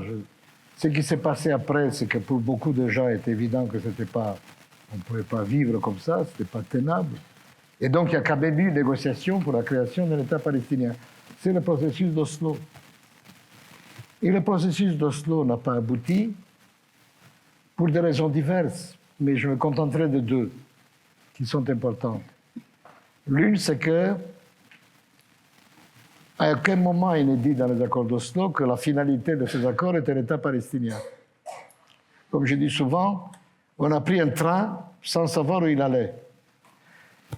Et seconde raison, on nous a laissés seuls. Il n'y a pas eu ce que les Américains appellent monitoring. Il n'y a pas eu de contrôle. Et donc, chaque parti, ou du moins les extrémistes de chacune des deux parties, a pesé sur le résultat final à sa manière. Les Arabes par le terrorisme et les Juifs par la colonisation. Le processus d'Oslo est mort de ça. Donc, c'est une coproduction, la mort d'Oslo. Une coproduction israélo-palestinienne. Et à cela, j'ajouterais israélo-palestino-américaine. Parce que les Américains, notamment Bill Clinton, qui avait tout compris, mais il a compris trop tard et trop timidement.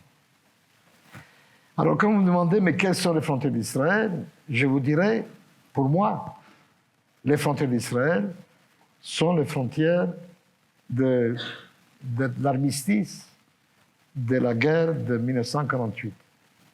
C'est ça les frontières d'Israël. Les frontières de la veille de la guerre des 6 jours. Moi, je m'en contente, et avec moi, beaucoup d'Israéliens. Et si on négocie comme il faut, et qu'on a un gouvernement capable de nous mener là où on doit aller, c'est un consensus qui peut comprendre l'immense majorité des Israéliens, comme ça a été le cas au moment d'Oslo. Au moment d'Oslo, il y avait tous les sondages le montraient, il y avait une grosse majorité d'Israéliens pour admettre la création d'un État palestinien dans les frontières de 1967, y compris, tenez-vous bien, la division de Jérusalem. Et donc, c'est pour ça que je plaide. Alors, je sais que vous pensez que dans ce tango-là, il y a eu quand même le pire danseur, c'était Israël, que nous portons l'essentiel. Mais ce n'est pas vrai. L'histoire est beaucoup plus compliquée que cela. Nous avons notre part de responsabilité. Arafat a la sienne, qui n'est pas mince. Les Américains ont la leur, les Européens n'en parlons pas. C'était la chronique d'un échec que l'on aurait pu éviter. Et on aurait pu aujourd'hui avoir effectivement un État palestinien aux côtés de l'État d'Israël. À l'époque d'ailleurs, comme les Israéliens, la plupart des Palestiniens étaient prêts à cela. Là encore, on a de très bonnes études d'opinion. La plupart des Palestiniens étaient prêts à cela. Alors, qu'est-ce qui empêche la création d'un État palestinien? Pourquoi ça ne se fait pas? Parce que nous ne voulons pas.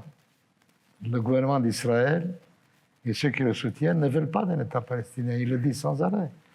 Ils disent, pourquoi? Mais parce que la Judée et la Samarie, c'est à nous. C'est, je l'ai dit, le berceau du peuple juif. On a implanté là-bas un demi-million d'Israéliens. Et c'est pour ça que j'ai dit, comme nous ne voulons pas, nous ne sommes pas les seuls. Le Hamas et le djihad islamique ne veulent pas non plus. Comme nous ne le voulons pas, il faut nous y contraindre. Parce que si on ne nous y contraint pas, ça ne se fera pas et on continuera à se faire la guerre jusqu'à la fin des temps. C'était un peu la même question sur la guerre de l'information, les médias et sur les réseaux sociaux. L'image d'Israël? Oui, c'est un peu la même question, mais un peu plus radicale, je dirais. Parce qu'il s'avère que la jeunesse du monde, je ne sais pas ce que c'est, moi, la jeunesse du monde, c'est quand même, ça fait beaucoup de monde, la jeunesse du monde. Et ce qu'elle voit, c'est une armée de massacreurs qui massacre des innocents. Vous avez raison en ce sens. Cette jeunesse du monde ne voit pas ce qui s'est passé le 7 octobre. Et quand on veut le leur montrer, ils refusent de regarder. C'est-à-dire qu'il y a aussi ça, les réseaux sociaux.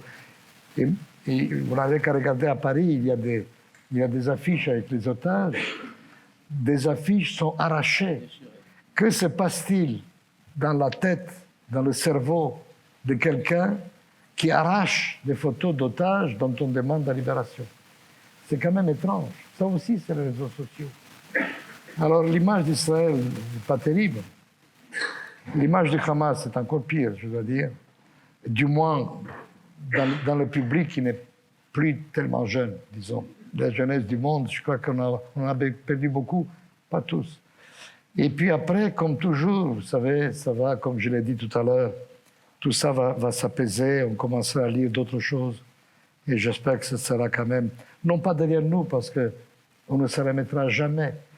Pour nous, ce qui s'est passé le 7 octobre fait partie de ces traumatismes nationaux dont nous ne nous débarrasserons jamais. Et je suppose que c'est pareil, ce sera pareil pour les Gazaouis. Mais on pourra au moins les dépasser pour bâtir quelque chose qui ressemble à une vie normale.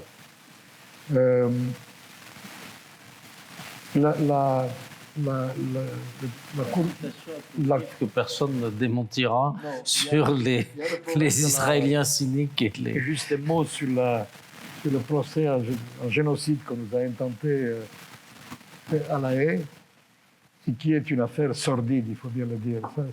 Ça ne tient pas la route, mais ça renvoie au même phénomène. Les mots n'ont plus de sens. C'est-à-dire, tout est génocide, tout est dans tout, donc rien n'est dans rien. Franchement, est-ce que crime de guerre n'aurait pas suffi? De la même façon que lorsque c'est la réduction d'Hitler, n'est-ce pas, quand on veut accuser quelqu'un de choses terribles, Israël par exemple, on l'accuse de barbarie nazie. Je dis, vous voulez des comparaisons terribles? L'armée française en Algérie ne suffisait pas. Il faut vraiment évoquer la Wehrmacht. Mais c'est comme ça, comme les mots n'ont pas de sens, alors il faut y aller. Alors, l'Afrique du Sud a des raisons de faire cela, dont je n'entrerai pas là-dedans parce que c'est une autre conférence. Mais c'est tout de même étrange que l'Afrique du Sud nous intente un procès contre fait de génocide à Gaza, alors qu'ils n'ont jamais songé à le faire, ni en Syrie, ni en Ukraine, ni partout. Mais c'est comme ça. Moi, ça ne m'a pas vraiment étonné. Ça a donné ce que ça a donné, c'est-à-dire pas grand-chose, mais c'est un signal. C'est un signal d'alarme qui est tout de même déplaisant. Il aurait fallu donc trouver qu'il y a effectivement, pour qu'il y ait génocide, il faut qu'il y ait intention génocidaire, Bon, ça, ils n'ont pas pu le prouver parce qu'il n'y a pas. Il y a des gens qui disent n'importe quoi, mais ça ne fait pas une intention génocidaire. Alors, vous avez évoqué Trump. Vous savez, Trump, il a été, comme dans toute partie du monde, y compris chez lui, un éléphant dans un magasin de porcelaine. Mais je ne crois pas que son passage ait été aussi catastrophique que cela pour la paix et la guerre au Proche-Orient. Et je vous dirais même plus, mais ça c'est presque une plaisanterie, si vous voulez. Je suis, comme chacun ici, je suppose, effrayé à l'idée que ce personnage puisse de nouveau s'emparer du pouvoir aux États-Unis. Si j'étais ukrainien, je serais mort de peur. Mais pas seulement. C'est toute l'architecture mondiale. Ce bonhomme est vraiment un danger mortel, d'abord pour la démocratie dans son pays. Or, quand la démocratie américaine est malade, c'est le monde entier qui prend des coups. On a besoin d'une Amérique prospère et démocratique. Hein. C'est le monde a besoin de ça.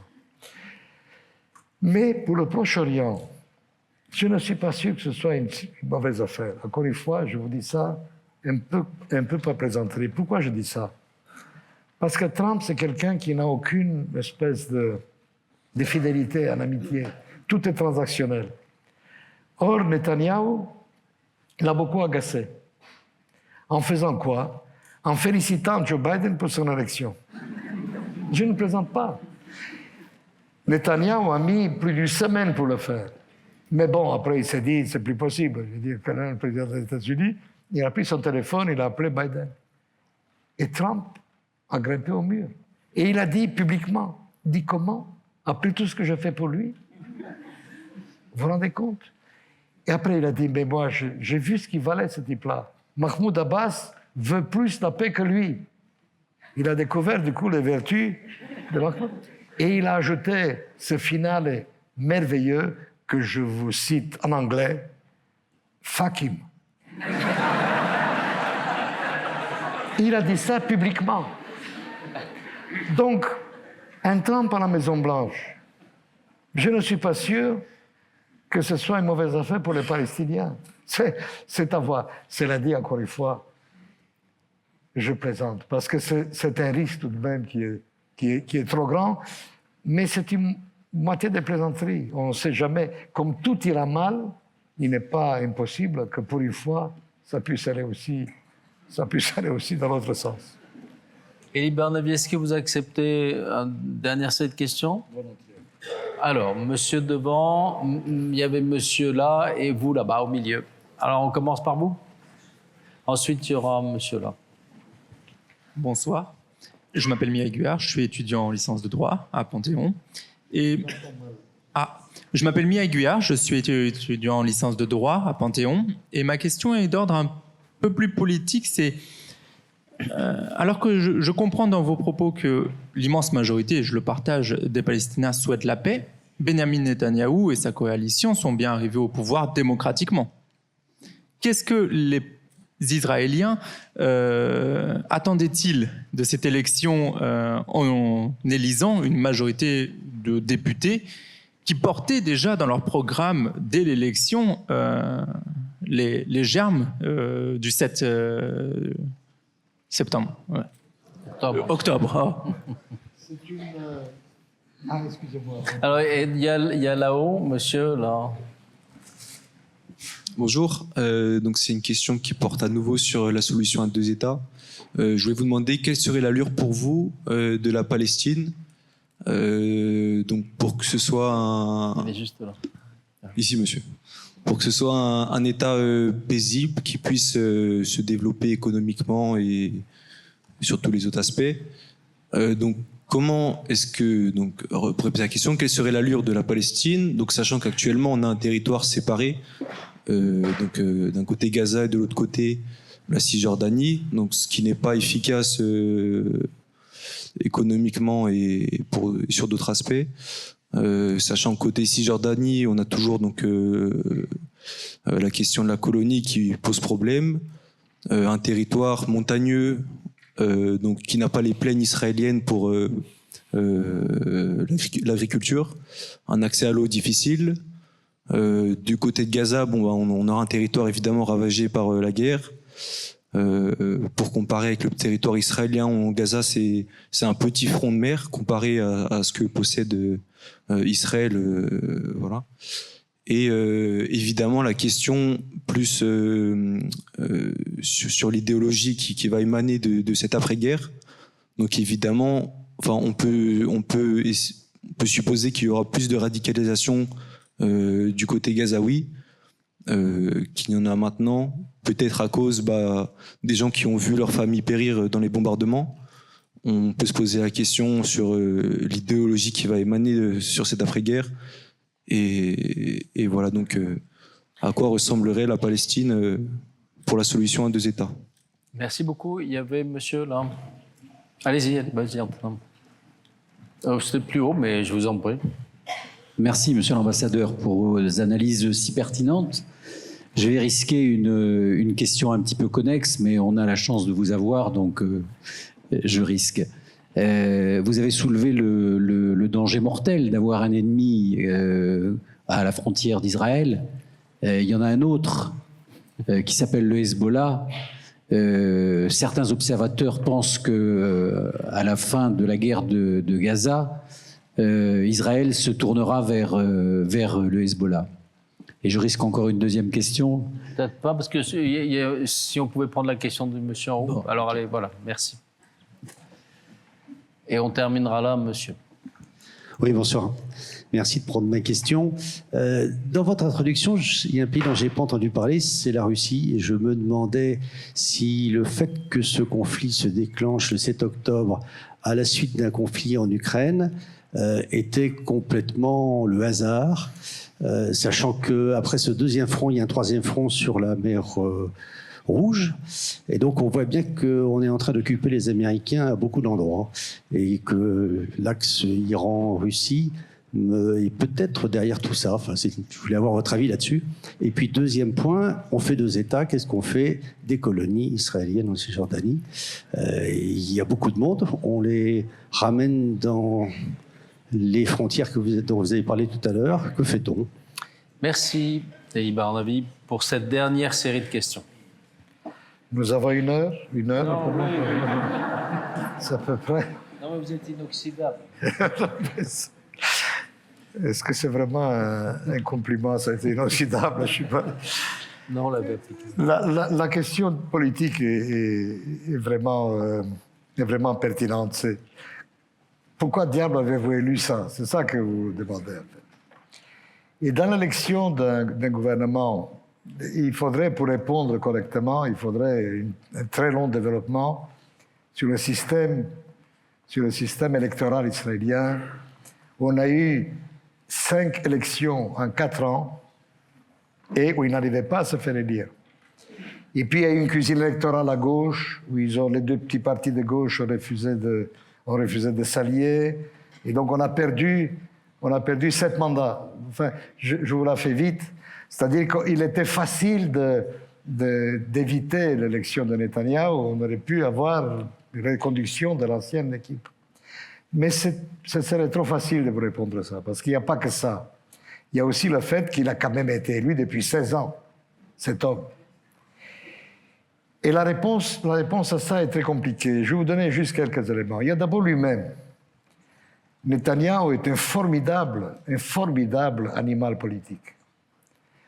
C'est un homme, c'est pas Trump, c'est un homme brillant, cultivé, intelligent, extraordinairement éloquent, portant beau. Il a du charisme. Il a du charisme pour les gens qui l'aiment bien. Le charisme est une notion très relative. Hitler était charismatique pour des millions de gens. D'autres le voyaient comme un saltimbanque. Mais il est indéniablement doué. Et donc, il a réussi, par la manipulation, le mensonge, à se faire passer pour qui il n'est pas. Netanyahou n'est pas religieux du tout. C'est un bouffeur de porc. Hein. C'est un sybarite. c'est un homme qui ne croit ni au Dieu ni au diable. Il est nationaliste, certes, parce que ça, c'est la tradition familiale, mais ce n'est pas du tout un fanatique. Ce n'est pas un va-t-en-guerre, mais il a su convaincre des masses de gens qu'il était le porte-parole du nationalisme pur et dur et que lui, il allait les conduire à la victoire sur tous les ennemis. Regardez ce qu'il a fait avec l'Iran. Ça a été une catastrophe. Il nous a rapprochés d'un Iran nucléarisé mieux que tout le monde. C'est lui qui a fait ça. Mais pour ses partisans, notamment pour le petit noyau de ce qu'on appelle chez nous des bibistes, c'est-à-dire ceux qui, aux yeux de qui il peut faire n'importe quoi, là, le rapprochement avec Trump est intéressant. J'ai entendu à la radio, fascinant, j'ai entendu à la radio un de ses partisans, je l'ai entendu dire, même s'il violait ma fille, je voterai encore pour lui. Vous vous rendez compte? Donc, ce n'est pas vraiment une idée démocratique, ça.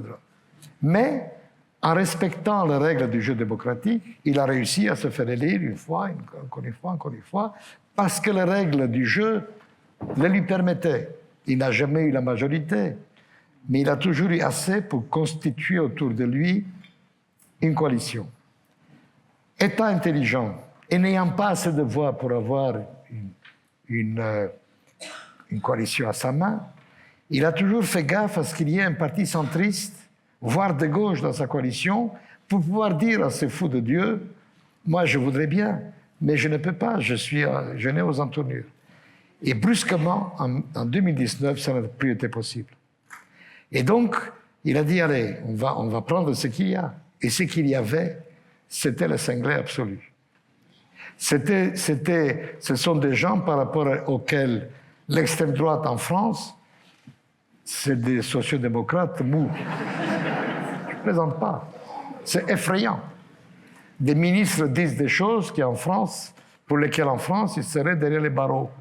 Lui, il les méprise, nous savons cela. Mais il a besoin d'eux pour survivre politiquement. Et pourquoi faut-il qu'il survive? Mais parce que s'il ne survit pas politiquement, il ira en prison, puisqu'il a des casseroles énormes. N'est-ce pas?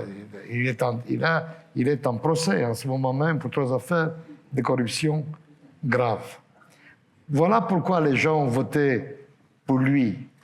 Alors, c'est terminé ça. Ce jeu-là est terminé. Quand vous demandez aujourd'hui aux Israéliens ce qu'ils pensent de Netanyahou, 15% veulent qu'il continue. 15%, c'est pas beaucoup. Tous les autres veulent qu'il s'en aille. C'est-à-dire qu'il y a une espèce de rejet de Netanyahou, à cause évidemment du 7 octobre, mais aussi parce qu'à force de mentir tout le temps, ça finit quand même par se savoir. Or, l'homme, c'est que tous les caricaturistes en Israël le font avec un nez long comme ça. C'est-à-dire, il a perdu tout respect des gens. Et donc, c'est pour lui vraiment le commencement de la fin. Et dès qu'on aura, moi je pense que dès qu'on aura un accord sur les otages et donc un arrêt des combats, il va tomber parce que son extrême droite va le quitter. Voilà un peu la... Mais ce n'est vraiment qu'un tout petit peu de ce que j'aurais envie de vous dire. Alors, quelle allure aurait un État palestinien? Est-ce qu'il serait viable, en fait? C'est ça que vous demandez. Eh bien, curieusement, c'est la question que beaucoup posaient à propos d'un État juif éventuel avant la création de l'État d'Israël. Beaucoup se disaient ça. Mais un État juif là-bas, comment ils vont faire pour vivre? Dans un petit territoire pierreux, entouré d'ennemis, pauvres. Jamais ils ne réussissent. Ça a marché. De ce point de vue-là, on a réussi. Il n'y a aucune raison pour qu'un État palestinien ne puisse pas vivre, et même s'il en a les conditions, vivre bien. N'oubliez pas qu'il y a une énorme diaspora palestinienne qui est extraordinairement capable, c'est-à-dire développée, évoluée, riche. il y a tout de même des pays du Golfe qui ne demandent pas mieux que d'en finir avec cette histoire-là et qui sont prêts à mettre la main à la poche. La Palestine a déjà coûté des milliards, c'est-à-dire aucun peuple n'a jamais été aussi aidé financièrement que les Palestiniens. Malheureusement, c'est allé dans les poches des dirigeants et dans les tunnels du Hamas. Il n'y a pas de raison que ce soit comme ça jusqu'à la fin des temps. Je veux dire, à la question de savoir comment et de quoi ils en ont l'air, moi je dis, mais il n'y a aucune raison de douter de la capacité, si tout le monde s'y met, d'un avenir, en tout cas bien mieux que ce qu'ils ont, que le présent qu'ils ont en ce moment. L'autre question qui est, quelqu'un posait, la question des colonies, c'est sur quel territoire? Ça me paraît une question beaucoup plus pertinente parce que sur le territoire morcelé tel qu'il est aujourd'hui entre Gaza et la Cisjordanie, Gaza et la Cisjordanie, c'est un problème, mais il n'est pas... On a tous les plans, comment relier les deux morceaux ensemble. En revanche, c'est un territoire en forme de gruyère. Hein. Il y a beaucoup de colonies, des petites colonies, et donc, avec tel que c'est maintenant, vous ne pouvez pas faire un État palestinien. Et la réponse à cette question-là, qu'est-ce qu'on fait des colonies, est évidente.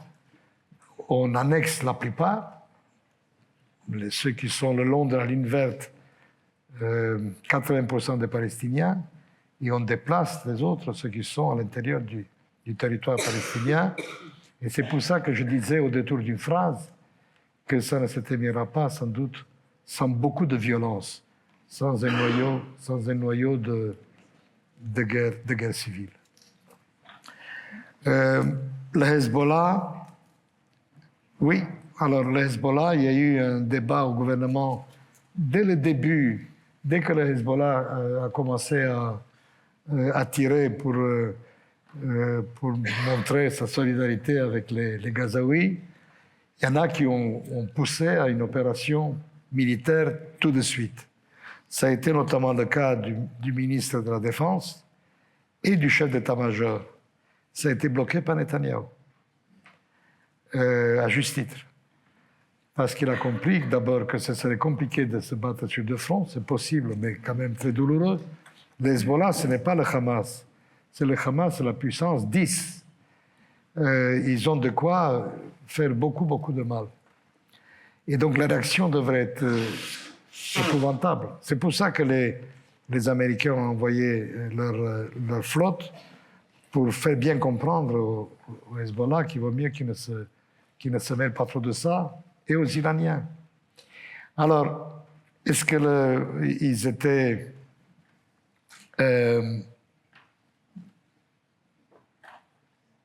oui, encore un mot sur le Hezbollah. Est-ce que nous pourrons supporter un voisin comme celui-ci, alors qu'on a vu ce que ça donnait, un voisin comme le Hamas, et alors qu'ils ont la même idéologie? C'est une grande question.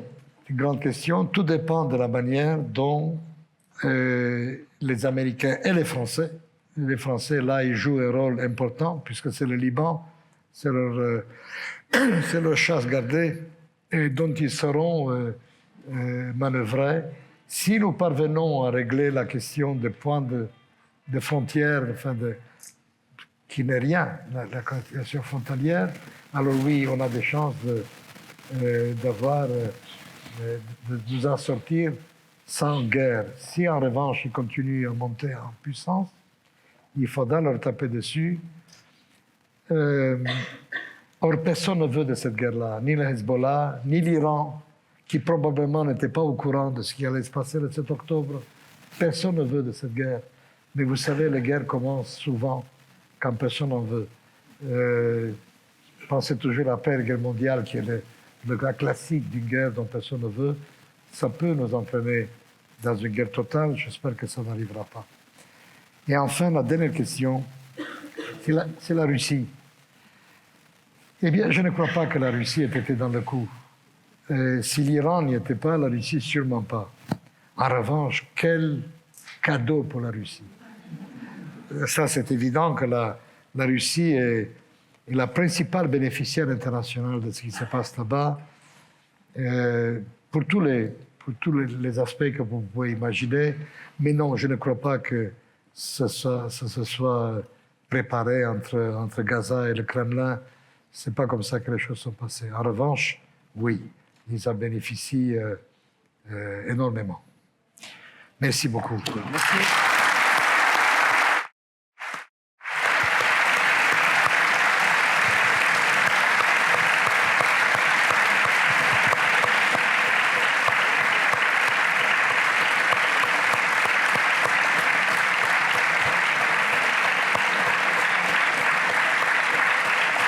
Merci beaucoup.